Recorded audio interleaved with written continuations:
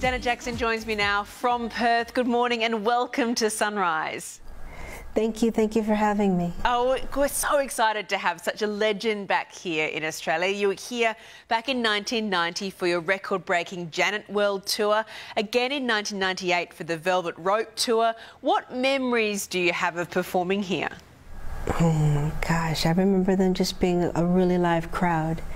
Very, very excited, and that's what gives us so much energy to perform at our best. You know, you always try to do your best, but it gets you pumped even more so. So it's nice. It's nice to be here. It's nice to be back. You have so many hits to share with audiences on stage. What songs do you love performing? Songs that you know will get the crowd really pumped? I think Together Again is one of them for sure. There's a few, but they always seem to get very excited with Together Again. Understandably. Janet, you've been performing since you were 7 as the youngest child of the Jackson family. As I understand it, though, you wanted originally to do gymnastics. Was there a temptation to follow a different path back then? Well, no, I actually wanted to study business law, but when I was a kid, I wanted to be a horse racing jockey, but all the kids at my school, all the girls, they were taking gymnastics. So I wanted to as well, but I couldn't because I was always working. So I thought I was going to be a lawyer, but my father said, no, you know, you're not going to go to school, you're going to sing, which normally your parents are trying to make you go to school and you're trying to get into entertainment some kind of way. But it was the antithesis for me. And listen, I'm very thankful for what God has given me. I'm not complaining.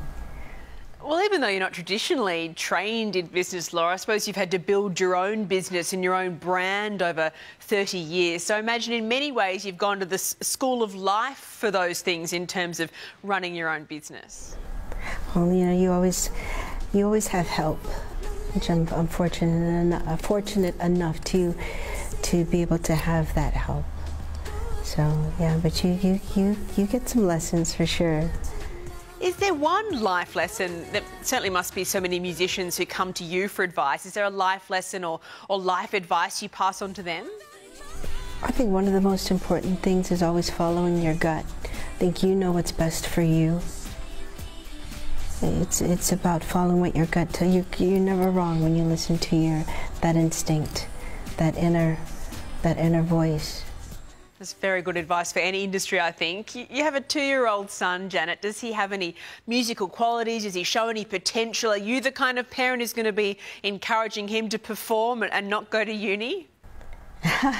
No, I want him to be the best at whatever it is that he chooses to whatever path he chooses to take in life. He's very musical, though. Very musical. He loves the guitar, drums, piano. He loves to sing. He's got wonderful pitch. He's great with melodies. He creates his own melodies. And I just sit and I listen, and he repeats it. I said, okay, he's creating, and I catch it on video so that he'll have it in the future to watch, to look back on. He's very musical. It must be quite a balance being a working mum, I imagine, being away from him on tour. That can be quite tough at times, I'd suggest. It's very difficult. You know, I always want my baby with me. I always want to be with my baby. And I miss him. I spoke to him last night, and I miss him. And he wanted cuddles. He wanted cuddles through the phone. Mama, cuddles. I said, baby, I wish I could. I can't. I'm not there. So we did phone cuddles and kisses. I'm half the world away in Perth. You're actually inspiring a new generation of fans. You've been sharing some photos on Instagram recently of fans dressed as you for Halloween. Some of them just toddlers recreating your iconic looks, which is pretty amusing. How does it feel to know that your music is crossing generations like that?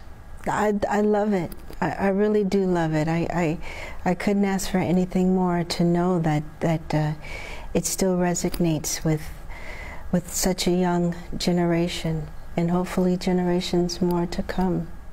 And last year you gave an empowering speech as you accepted the MTV Global Icon Award. I've heard your music described as thoughtful pop from the very beginning. In fact, you've always tried to have that message behind your music, whether it's about women's rights or gender inequality.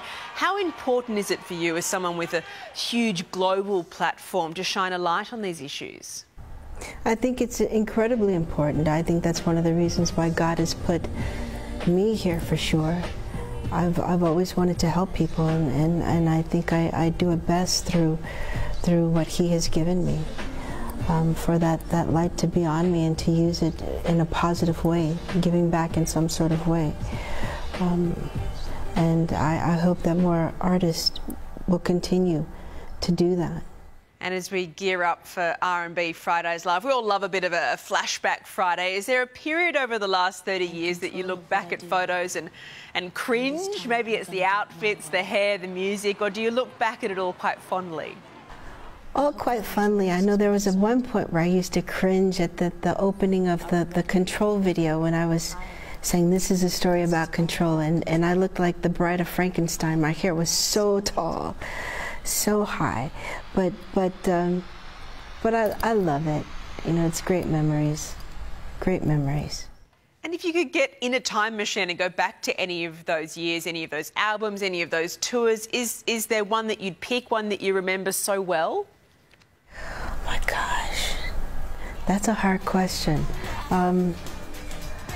I think I would do it all over again, all of it, truthfully, from the very beginning and go straight through.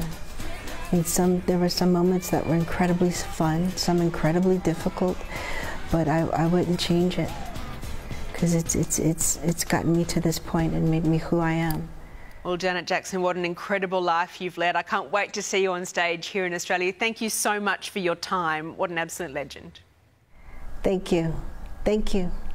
Thank you. Thanks for having me. And R&B Fridays Live kicks off in Perth tonight with concerts following in Melbourne, Adelaide, Brisbane and Sydney. All the ticket details are at sunrise.com.au. That will be a good night out.